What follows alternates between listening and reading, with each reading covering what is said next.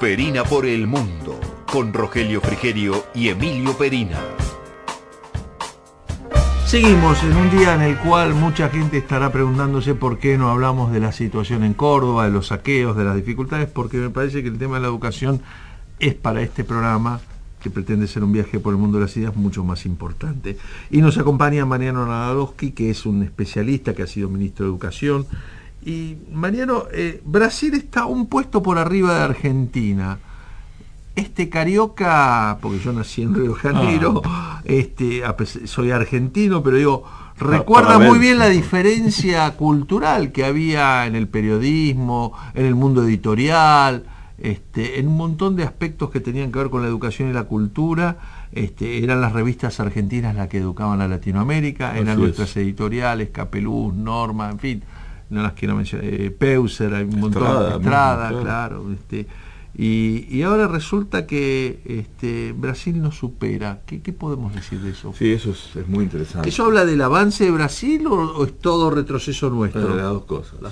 Vos pensás que en el 2000 Argentina y Chile eran los que lideraban Latinoamérica en las pruebas PISA.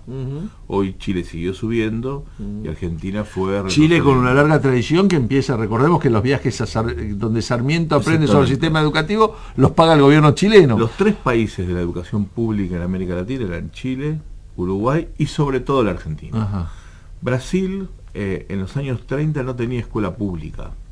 Vos pensás que en 1934 la Argentina hace un concurso de ensayos y monografías para celebrar el cincuentenario de la ley 1420. Mirá, en 1934 Getúlio Vargas empieza a organizar el sistema educativo brasileño. El padre del Brasil moderno. En base al sistema educativo argentino. 70 años después, en las pruebas PISA, Brasil nos supera. Brasil igual tiene más problemas que nosotros en términos de desigualdades y en términos de exclusión de alumnos en las escuelas. Tiene una estructura social mucho más comprometida que la nuestra. Pero, desde el punto de vista educativo, ha hecho unos progresos fenomenales, no solamente en el nivel básico, sino también en las universidades. Pensemos que las pocas universidades que ranquean a nivel internacional de las latinoamericanas son las brasileñas y mexicanas.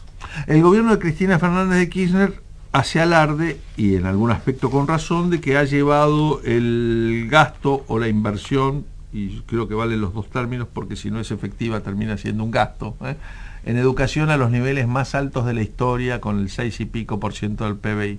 Ahora, esto está demostrando que con plata solo no se soluciona, no es con plata, con computadoras, con interconectividad.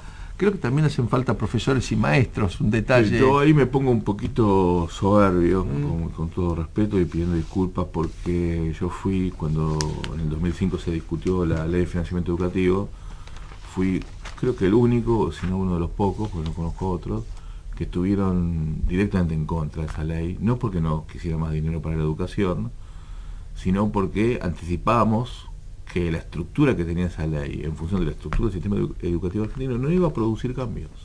Bueno, si algún oyente se pregunta dónde va la plata, que le pregunten a los sindicatos. No, es que los salarios docentes aumentaron mucho, y los sindicatos dicen que eso fue gracias a la ley de financiamiento educativo. Sin embargo, los salarios de otros empleados estatales equivalentes, por también ejemplo, aumentaron médicos mucho. y enfermeros, también aumentaron mucho, incluso más. Los únicos que no aumentaron en la misma proporción fueron los de la policía, al sector público.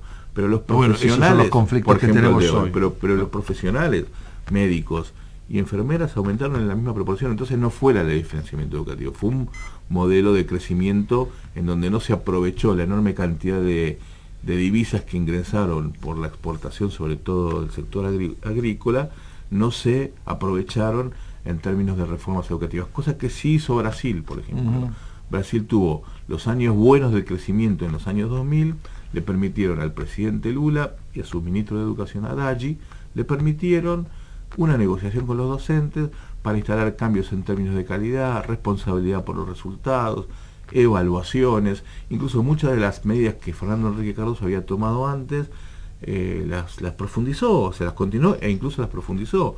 Por ejemplo, las evaluaciones del final del secundario, las ENEM. Ellos tienen una evaluación de final del secundario que es muy importante, que la tiene también Ecuador, que la tiene también Chile, que la tiene también Venezuela, y que la Argentina no la quiere ganar. Claro, y ahí estaría una clave, ¿no? Yo creo que hace falta una evaluación al final del secundario y al final de las carreras universitarias, ¿no? Me parece que la revalidación de los títulos, revalida,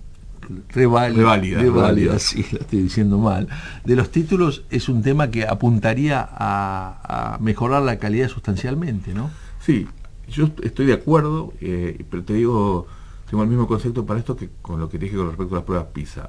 Como educador estoy de acuerdo, pero como educador también hay que decir que hay otras cuestiones que son muy importantes. Una de las que hablaste antes, que son las características de la ocupación docente y cómo se organiza la educación en la Argentina. Te voy a dar un ejemplo de algo que podríamos cambiar el año que viene, mañana, porque eso dicen que la educación tarda 20 años en producir, eso es un chamullo para no hacerse cargo de la realidad. La educación tarda 20 años en algunas cosas y 15 minutos en otras.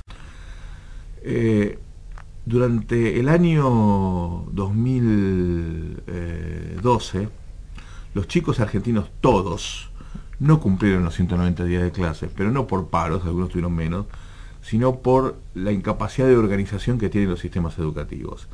Y del 100% de las semanas del ciclo lectivo, solamente el 70% fueron semanas normales, es decir, de lunes a viernes. Sí, con tanto feriado corrido. Solamente el 30%. El 70% fueron semanas anormales, por llamarlo de alguna manera. Sí. ¿Qué tiene de malo esto? Bueno, esto tiene de malo que desde el punto de vista pedagógico, esto rompe el ritmo del aprendizaje. El ritmo es muy importante. Es muy importante.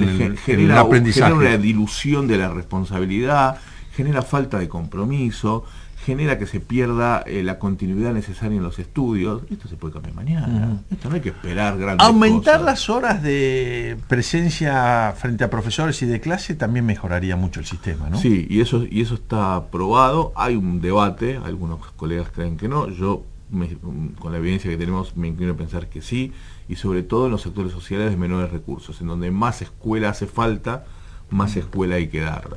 Esto tanto en términos de actividades curriculares, o sea, lengua, matemática, historia y geografía, e incluso que se llama extracurriculares del tipo natación, gimnasia, plástica, me parece que son fundamentales para la formación integral. Bueno, esa fue otra famosa meta de la ley de financiamiento educativo, que iban a llevar las escuelas de jornada extensiva al 30% de las escuelas. Y no lo hay. No, hablamos de jornada doble. No estamos ni en el 5%. Claro. Ese sería un objetivo también para resultado inmediato, sin esperar 20 años. Sí, absolutamente. Mariano Narodowski, te agradezco muchísimo tu presencia y te vamos a volver a invitar porque la verdad que el problema a nosotros nos preocupa mucho. Bueno, muchas gracias.